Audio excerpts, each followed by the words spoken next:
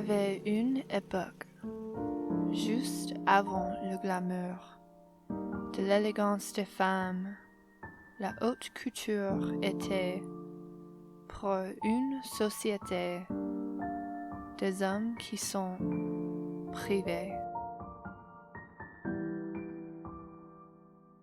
19e siècle, en France bien-aimée, il y a une maison cachée à la campagne. Certains hommes voyagent au jardin des pins, mais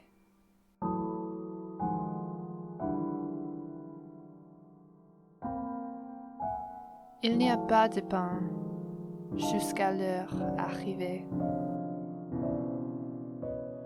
Société secrète, une association d'opulence et fortune et la forte concurrence, propriétaires de terres, marchands d'art d'Espagne, fourreux marocains et un prince d'Andorre.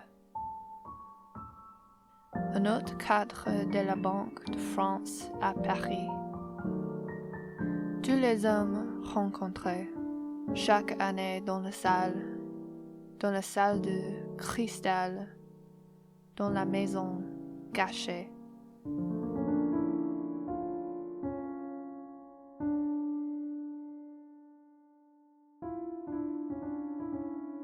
À la musique de pain, quand les hommes conversent.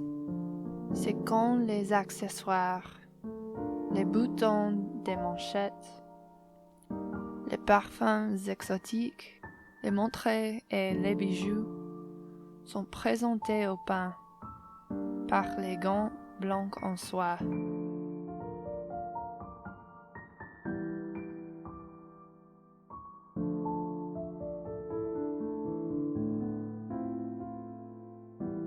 Et les plats étaient là, les repas savoureux, le vin sucre, le thé, les hommes boivent et parlent.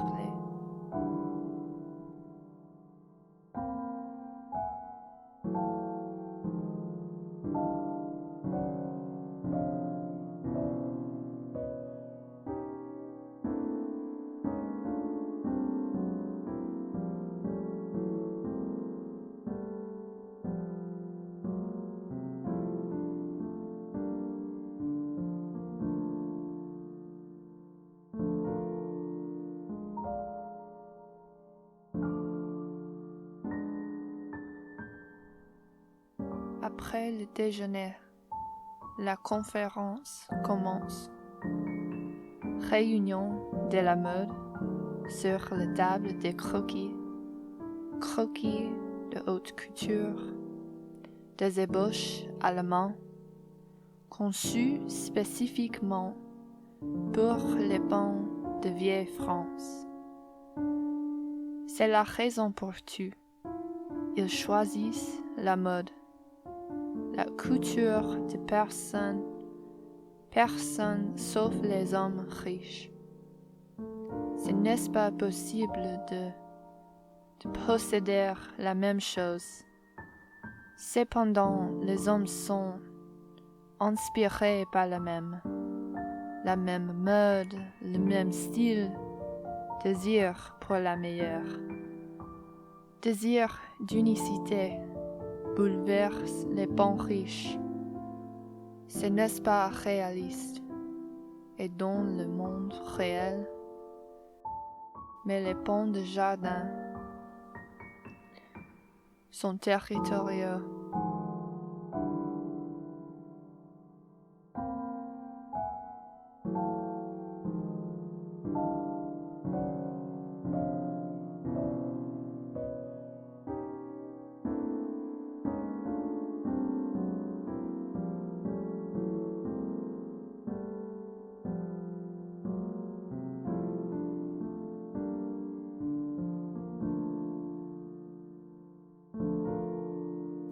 L'agression est palpable quand la mode est aux plumes.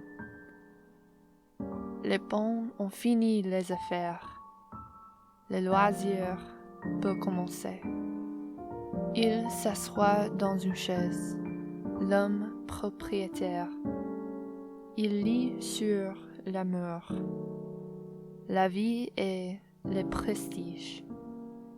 Il peint comme Claude Monet, dans un jardin comme Claude, et les coupes de peinture sont chorégraphiées. Il fait une promenade, les feuilles effleurant ses plumes. Une excursion guidée à la maison cachée. Il participe dans une partie du badminton et pour la financer, vouloir ses pouvoirs.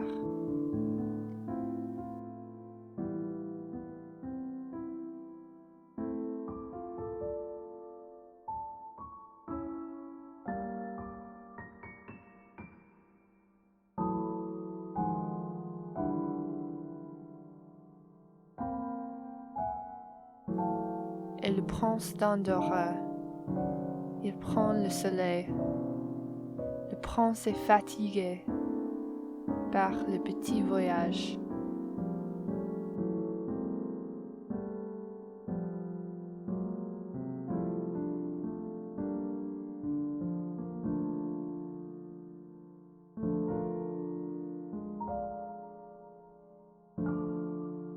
Mais l'homme avec des terres comprend pas le profond, comprend pas la romance, comprend pas le prestige.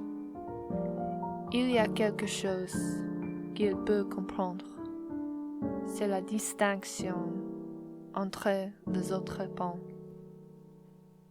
Et l'homme qui est marchand comprend pas l'esprit d'art. Il y a quelque chose qu'il peut comprendre, c'est la distinction entre les autres pans. L'homme dans la mode de luxe comprend pas le savoir-faire. Le pseudo-athlète comprend pas la motivation, comprend pas l'aptitude, comprend pas le dévouement. Il y a quelque chose qu'il peut comprendre. C'est la distinction entre les autres pans.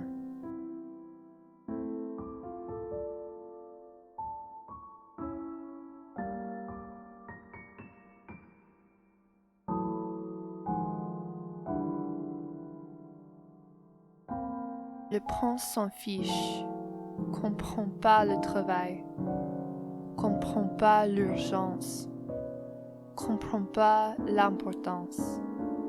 Il y a quelque chose qu'il peut comprendre. C'est la distinction entre lui-même et les bons. Tout le luxe, la jalousie ne le reconnaît pas. La bourgeoisie, le raffinement, les deux existent toujours. Deux hommes se rencontraient dans le jardin de pins. Corps à corps, d'homme à homme, jusqu'à finalement, ils ne s'arrêtent pas.